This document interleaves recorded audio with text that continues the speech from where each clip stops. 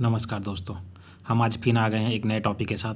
आज का नया टॉपिक है भारत में प्रमुख श्रम कानूनों की सूची और एक संक्षिप्त परिचय। क्या है कि जो श्रम कानून है, मजदूर कानून है, वो कैसा कानून है, हम उसके बारे में आज चर्चा करेंगे।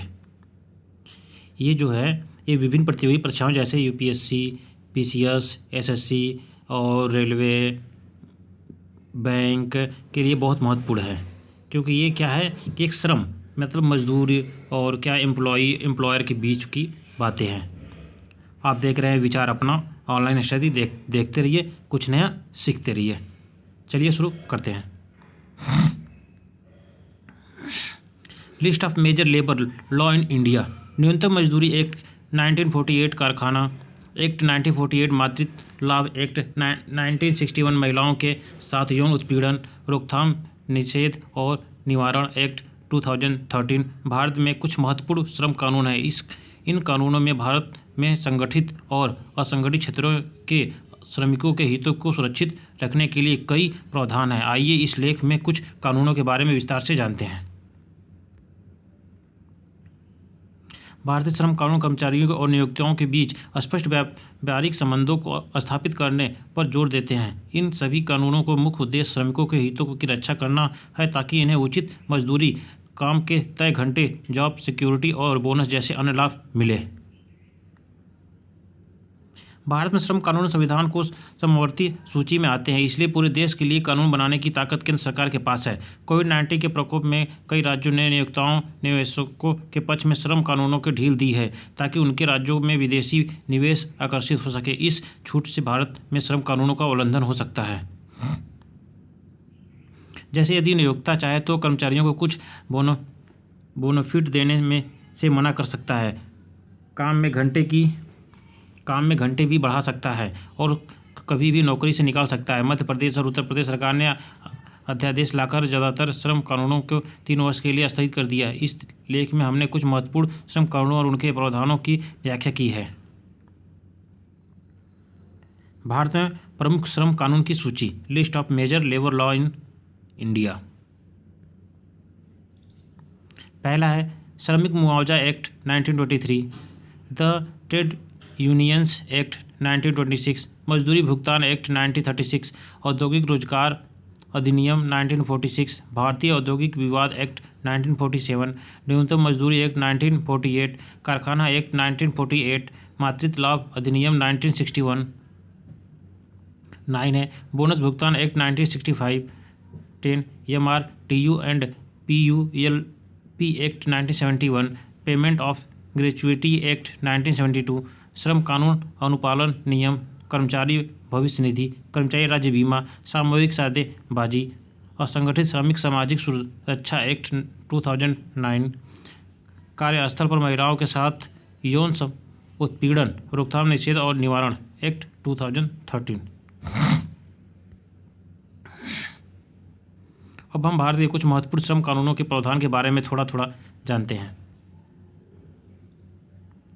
ट्रेड यूनियन एक्ट 1926, कर्मचारियों के अधिकारों को सुरक्षित करने के लिए ट्रेड यूनियन बहुत मजबूत माध्यम है। इन यूनियन को मदद से ही श्रमिकों द्वारा कंपनी के हायर मैनेजमेंट को कर्मचारियों की उचित मांगों को मंगवाया जाता है।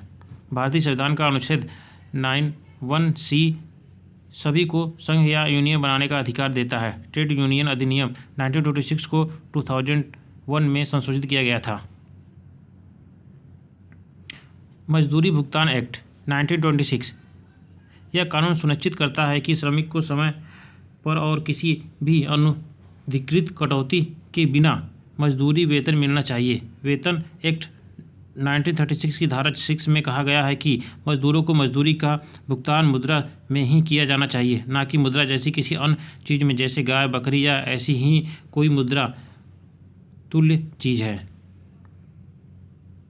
औद्योगिक विवाद एक्ट 1947, इस अधिनियम में अस्थायी कर्मचारियों की बर्खास्तगी के बारे में प्रावधान है, जिसमें यह बताया गया है कि किसी कर्मचारी को कैसे नौकरी से निकाला जा सकता है। इस कानून के अनुसार एक कर्मचारी को 1 वर्ष से अधिक समय से कार्यरत है, उसे केवल तभी नौकरी से निकाला जा सकता है जब उपयुक्त सरकारी कार्यालय संबंधित प्राधिकारी द्वारा अनुमति मांगी गई हो और अनुमति दी गई हो। बर्खास्तगी से पहले यह कर्मचारी को वैध कारण दिए जाने चाहिए। अस्थायी नौकरी वाले कर्मचारी को केवल सिद्ध कदाचार या कार्यालय से आदतन अनुपस्थिति के लिए नौकरी से बाहर निकाला जा सकता है।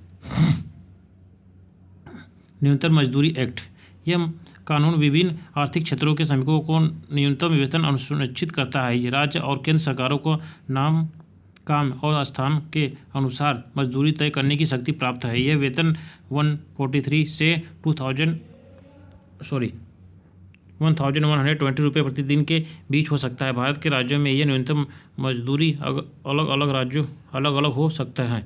मनरेगा योजना के तहत अकुशल कार्यों के लिए प्रतिदिन औसत मजदूरी दर में 11% की वृद्धि हुई है और जब यह 182 रुपये से बढ़कर 2020 और 21 के लिए 202 रुपये हो गई है। एक मनरेगा मजदूर को दादर और नगर हवेली में 258 रुपये और महाराष्ट्र में 238 रुपये और पश्चिम बंगाल में 204 रुपये प्रतिदिन मिलता है। मातृत्व लाभ एक्ट 1961, जिसको बोलते हैं मैटरनिटी बेनिफिट्स, ये अधिनियम गर्भवती महिलाओं कर्मचारियों के लिए मातृत्व अवकाश प्रदान करता है, यानी काम से अनुपस्थिति होने के बावजूद पूरी सैलरी का भुगतान। इस अधिनियम के अनुसार महिला श्रमिक मातृत्व अवकाश के अधिकतम 12 सप्ताह की हकदार है। यह कानून उन सभी संगठित और गैर संगठित सरकारी और प्राइवेट कार्यालयों में लागू होता है जहां पर 10 से अधिक कर्मचारी काम करते हैं। इसलिए यह कानून गर्भावस्था और प्रसव के बाद महिला श्रमिकों की नौकरी की रक्षा करता है। इस अधिनियम में 2017 में संशोधित किया गया था। कार्यस्थल पर महिला कर्मचारियों का यौन उत्पीड़न act 2013, sexual harassment of women employees at workplace act 2030, यह एक्ट कार्यस्थल पर महिलाओं श्रमिकों को किसी भी प्रकार के यौन उत्पीड़न पर प्रतिबंध लगाता है। यह एक्ट 9 दिसंबर 2030 से लागू हुआ था।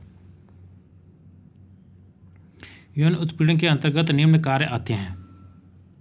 पहला है पोर्नोग्राफी दिखाना, दूसरा है यौन संबंध बनाने की मांग या अनुरोध करना, यौन संबंधित टिप्पणी करना, अनचाहा शारीरिक संपर्क करना, यौन प्रकृति का कोई अवांछित शारीरिक क्रिया का, गैर मौखिक व्यवहार, अभद्र टिप्पणी। यह कानून सभी सार्वजनिक या निजी और संगठित या असंगठित क्षेत्र में ऑफिस में लागू किया जाना चाहिए जिसमें 10 से अधिक कर्मचारी हैं। यह कानून सभी महिलाओं और सभी उम्र की महिलाओं कर्मचारियों और उनकी रोजगार की स्थिति के तहत की सुरक्षा करता है। अधिकांश भारतीय नियोक्ताओं ने इस कानून को लागू नहीं किया है, जिसमें कुछ भारतीय और कुछ मल्टीनेशनल कंपनियां भी शामिल हैं। Thank you for watching my video. अगर हमारा वीडियो आपको अच्छा लगा हो तो इसे लाइक करें और अगर आप हमारे चैनल पर नया हो तो हमारे चैनल को सब्सक्राइब करें और हमारे चैनल का नाम है विचार अपना ऑनलाइन स्टडी। देखते रहिए, कुछ नया सीखते रहिए। फिर मिलते हैं नेक्स्ट वीडियो में, तब तक के लिए धन्यवाद।